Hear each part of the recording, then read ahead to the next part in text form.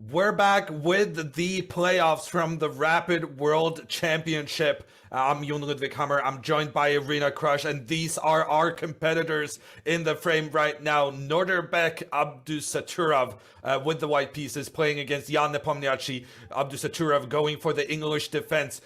We once again see the moves coming very quickly in from the beginning. Abdusattorov choosing the same opening he used to defeat Magnus Carlsen earlier today.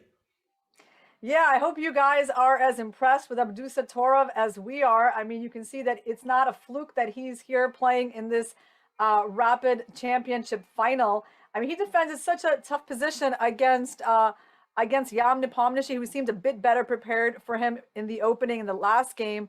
And so here we are. He's with the white pieces repeating the same opening he did against Magnus Carlsen. I mean, it's a very solid kind of position for both sides at the moment. All the pawns are still on the board.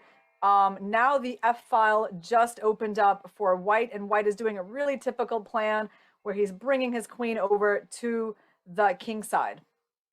And he will be trying to get that queen pointing down towards black's king. In addition, look at all these pawns in the middle. Abdusattorov just controlling the center of the board right now. Yeah, and I mean, somewhere in this game, white, I'm sure, will be thinking about the rook sacrifice on f6. It's called an exchange sacrifice when you give up a rook for a minor piece. But Nepomniachtchi takes that idea away from him. He just moved his knight to g6.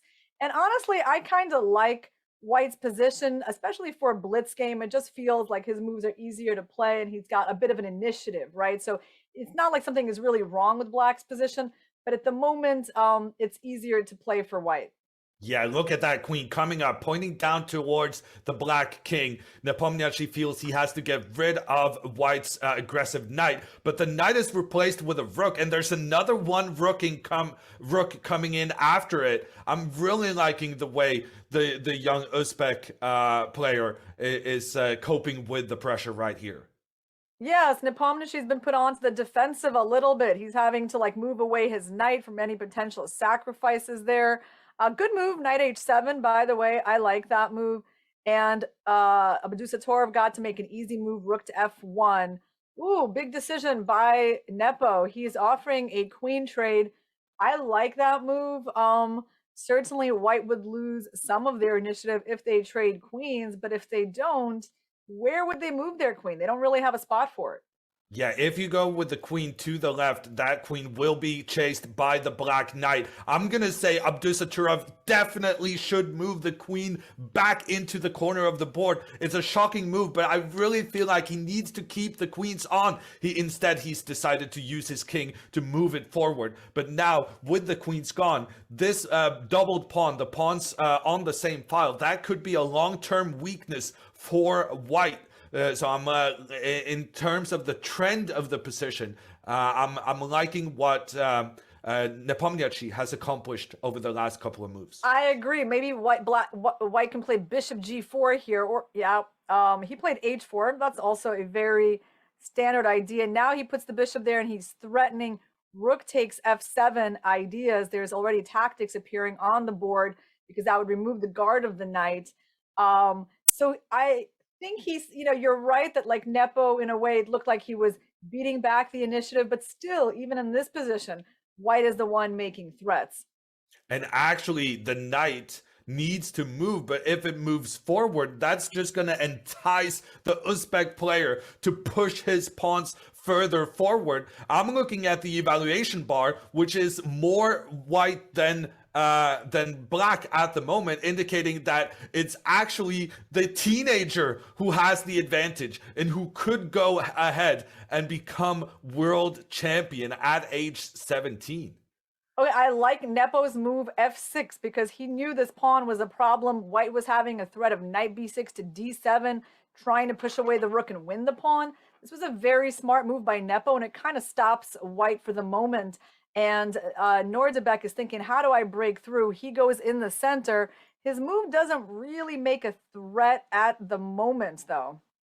I think he's just going to move his rooks. He's going to get those rooks over and point down towards the black position. He has the tension between the pawns, so he is the one who can decide when we're going to open up and see the white rooks infiltrate. This is a very, very good position for white. Nodirbek could be minutes away from becoming a teenage world champion. He also has a sizable advantage on the clock, more than 30 seconds extra compared to Nepomniachtchi. Yeah, I love looking at him. He's so focused and so confident.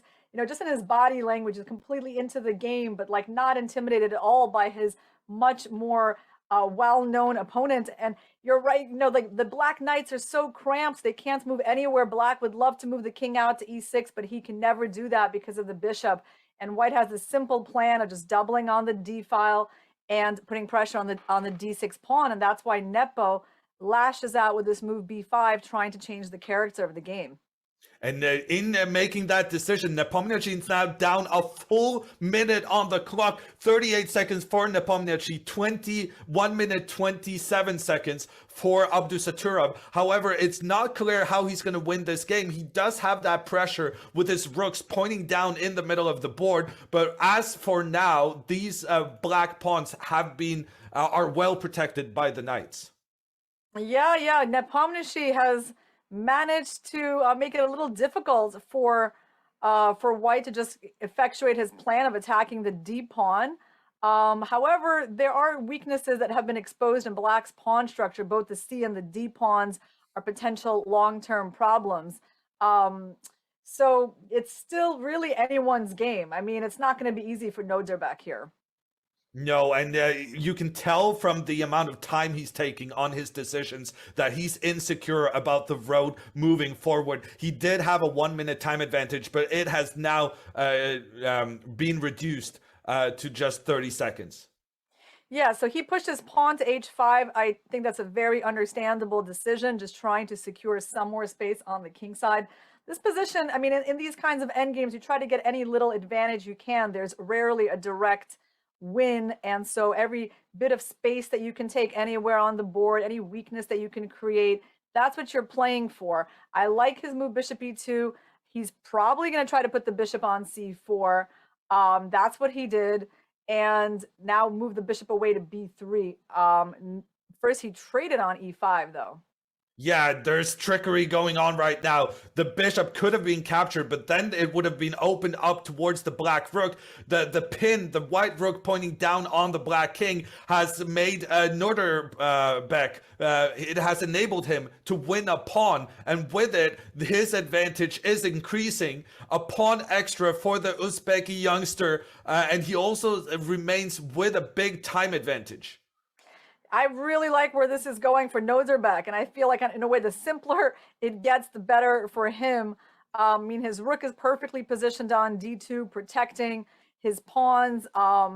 It's very unpleasant for Nepomniachtchi. Yeah, he's going to be down a pawn here, and of course there's chances to save this game, but there's also good chances for white to win.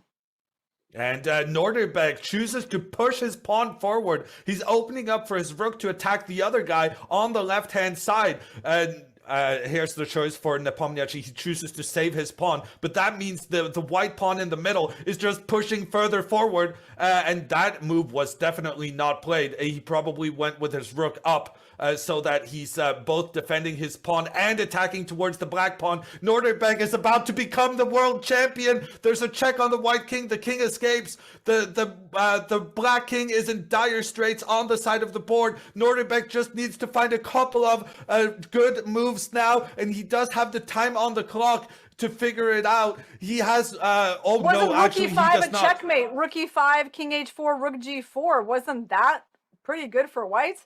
He did have a checkmate in 2 moves there. Irina saw the checkmate. Nodirbek did not. Nodirbek is trying to get a new queen while at the same time trying to punish the black king standing on the side of the board. The white king is trying to run away from the checks. The rook just keeps checking in on that white king. Can the king get away? Both players are down to just 10 seconds on the clock. The king is finding shelter on the side of the board. Now he's returning to that checkmating idea that Irina identified earlier on, and now King, here comes the queen. new queen. Yes, The new he's queen doing comes it. in, and then he's going in for the checkmate. Nepomniachtchi will have to give up his rook in order to stop, and he resigns. Nodirbek Abdusattorov is the new rapid world champion. He trapped the black king on the side of the board, and it's a 17-year-old going away with all the marbles.